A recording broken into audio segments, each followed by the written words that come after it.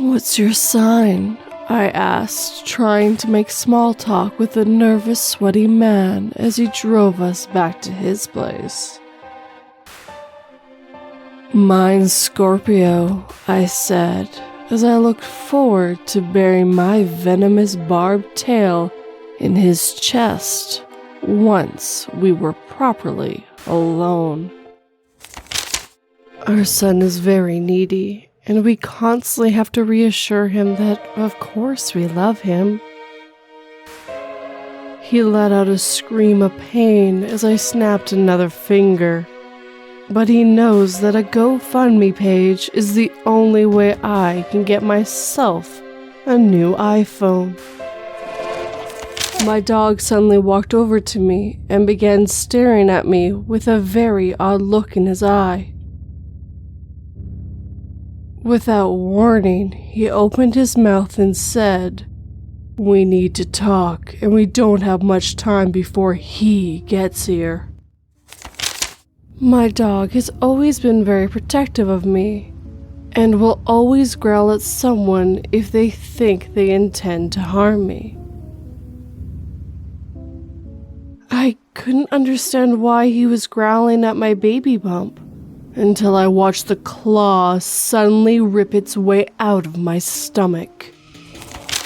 After realizing they were living in a simulation, 7 billion people killed themselves in a span of a minute, in hopes of crashing the system. Little did they know, the loss of so many entities only cleared the lag in the system, freeing up memory and computational power to start more timelines. Sipping the cup of tea she was holding, Ali watched the chaos outside as the apocalypse began. She smiled as she added more rat poison to her tea, relieved that soon it would be all over for her. I never quite understood what being one with nature meant until I moved into the forest with my friends. And I must say, I never felt better in the new vessel given from nature to me, though being permanently rooted to the ground will take quite a bit of getting used to. "It's Morse code for he awakens," she said. As we watched, more crows joined the ones already at my window, tapping in the same rhythm. "You can be as sure of my love for you as the sun will rise tomorrow," my mother said as I lay in bed. 3 hours has passed. The sun isn't rising yet, and I can't find her anywhere. We had been walking towards the spire on the horizon for weeks before we realized we weren't getting any closer to it. It was getting closer to us. I shouldn't have given the finger to the cop that pulled me over. Now I'm at the station, and they're trying to make me tell them where the rest of the body is. When I entered the 9th level hell, my punishment, I was led to a telephone and told there was a mistake. After 1,000 years on hold with customer service, when I was finally connected, the call dropped. I always wanted to hallucinate. Now the mushrooms are wearing off, but his voice is only getting louder in my head. My father was relieved when I took my medication, as he kept reassuring me that my hallucinations would now finally stop. It was only when I saw the news reports about all the missing women that I realized that all the screaming coming from our basement wasn't a hallucination. I went to the graveyard and began to dig up my wife's coffin, and stopped after I heard her muffled screams from within. I sighed as my latest attempt to help her overcome her fear of being buried alive had failed, and decided to leave her down there for another day. As I watched the doctors work to save my daughter from her overdose, only one thing went through my mind. Next time, I should up the dose. "Mommy, why are you crying?" little Emily asked as she creased her mother's cheek, wiping away the tears. It had been a year since losing her daughter to leukemia, and still Marie could feel her baby's little hands gently stroking her face every time she began to miss her. I was so excited when my crush said he wanted to see more of me. I finally understood what he really meant as he used the knife to cut open my stomach. One night, Julie dreamt that she had drowned her baby brother in the tub and woke up, relieved that it had just been a bad dream. Hours later, she was horrified to find her brother's crib empty and could hear her mother's loud wailing coming from inside the bathroom. When I met with death, I frantically begged him not to take me today, and he agreed to come back for me another day. It's been over 800 years since that day. Due to the terms of surrender, I had no choice but to behead the man in front of me. After his family was set free, my own was brought up next to watch while I handed the executioner's axe to the man behind me. Before surgery started, the nurse had me count backwards from 10 to help with the general anesthesia. My eyes got heavy around 8 seconds, my body felt lighter around 6, and I heard screaming in the hallway around 4. The once distracting patient soon became no more than a distant memory for the asylum staff, after he was transferred to a padded cell deep in the basement. They even forgot to get him when the asylum went out of business and was abandoned.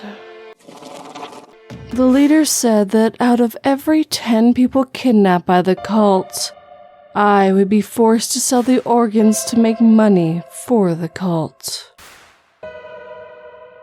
As for the other 9 people, where do you think the organs come from? I had always envisioned my dream home being haunted and hoped one day to live in one. Unfortunately, no matter how many victims I slaughter in my home, none of them have decided to stay and haunt it. We finally spoke to aliens and asked them why they did not contact us much earlier. They said they were unsure if they should enter our territory, because Earth is the most aggressive planet in space. Every time I make eye contact with someone, even if it's accidental and only for a second, they die in some horrible way within 5 minutes. I really wish I wasn't blind so I could avoid causing so many horrible freak accidents. My mother always threatened to lock me in the basement if I misbehaved too much. But why are there bodies that look like me down here? Alexei looked around in wonder at the shimmering blue fairy dust landing around him at the playground. A mile upwind, the nuclear power plant was glowing blue and orange against the night sky as alarms blared. She screamed in pain and desperately tried to escape as I pushed the needles into her ears. I had always hated when my 4-year-old daughter pretended like she didn't hear me. But now she will never hear anything ever again. We had finally located a planet with the necessary conditions to be used as our last hope, far away in a galaxy we named the Milky Way. Praying that they will not make the same mistakes as us, I pressed the button to launch capsule EHP 7830, Adam and Eve. Someone doxed me, so I tried to get revenge. I hacked their phone and enabled their location so that I could get their address, but it showed my home address instead. I managed to slide under the barrier just as it closed and breathed a sigh of relief that I didn't come in contact with the fire. Only then did I realize the raging inferno in front of me. When I realized I only had 2 minutes left to live, I lamented that there was only one way I could spend it. Watching in horror as the ground grew closer and closer, the severed ends of my chute trailing behind me. When I first became immortal, my biggest fear had been outliving all the people that I loved. But after spending countless centuries crawling at the bottom of the ocean, my biggest fear now is that I will never reach dry land. I ran through the hospital, frantic to escape from the doctor's horrible treatment.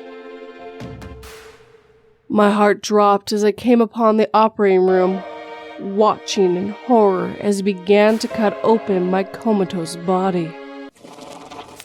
When entering a new and unfamiliar building, I liked to walk along its entire length to calm myself down. After 3 hours with no doors or people in sight, I'm anything but calm. I had always enjoyed my own company and preferred to be as far away from others as possible. I wish that someone was around to save me as my spacesuit drifts further and further away from the station. Hiding in the cellar and away from him, I quickly whipped out my phone, but there was no signal, so I posted online for help. Almost immediately, someone gave me a comment alongside a helpful word that made my blood freeze, and before I knew it, I heard his footsteps approaching. I went on a field trip to a cave. Now I know where all the missing people in town went. My mother kept trying to comfort me while telling me it was just a growth spurt and that it happens to all children. I could see the fear in her face as she gazed at the 5-inch tusks that were growing out of the corner of my mouth. Hey. 911, what's your emergency? I asked and listened to quiet sobs of a little kid on the end of the line. I think my daddy wants to kill me, the girl said and cried, making me freeze on the spot as I recognized my daughter's voice. I felt my whole world crumble when the police detective came and took my children away for reasons he refused to tell me. It wasn't until I called down to the station to try and get some answers that I learned the man who took them wasn't with the police at all. As I got home, I noticed my house smelled like rotten eggs. I muttered, "A stink bomb on the same day as a power outage?" and pulled out my lighter to find it. My new husband is in the bathroom getting ready for our wedding night. He's so happy to have married an heiress with millions of dollars and a remote country estate to honeymoon in. He doesn't know that as soon as I become pregnant, he'll go the same as my last 3 husbands. And they were delicious. My dad never allowed me to go down to the basement. Today, I secretly went down there, and the first thing I saw was a severed head in a jar, with the inscription, "My loving wife." Mommy always said, "Do what's right all the time, so Jesus knows what a good boy you are." My new bus driving job means I get to send a whole bunch of children to Jesus before they grow up to disappoint him, because I'm such a good boy. The new female Twitch streamer is so beautiful that I'm obsessed, and I just wanted to keep her safe. I didn't know if she was aware her home address is available online, but I knew I needed to go to her house and let her know. It was the blood-curdling screams that unnerved Eva. But she became even more afraid when she discovered that the sound was coming from the porcelain dolls in her attic. I began to wonder what it was about my boyfriend that just sat odd in my mind. It was only a month after we started dating that I noticed he hadn't blinked the whole time. The CDC is investigating reports of a new variant. People are advised to monitor for any symptoms, as a new reported airborne rabies variant spreads through eastern US and Canada. We tried taking down the tyrannical king, and he punished us by kicking us out of heaven and sending us down to hell. As a kid, my mom would insist to lock the car right after we got in. It wasn't until I heard the handles rattle from the outside that I understood why. As I woke up, I swore it felt like I only went to bed 2 hours ago. My blood ran cold as I realized that it was 2 a.m., and that orange ball shining through my window was not the sun. My nose always begins to bleed in the most random moments of the day. I pulled a bug leg out of my nostril yesterday, so at least I know where the problem's coming from. The old grandfather clock in my room always seems to freeze for a second whenever something bad is about to happen. Today, it stopped working altogether. The devil let me spin a wheel that let me decide what my eternal misery will be. As the wheels stopped at personal hell and the gates opened up, I realized he knew more about me than I did.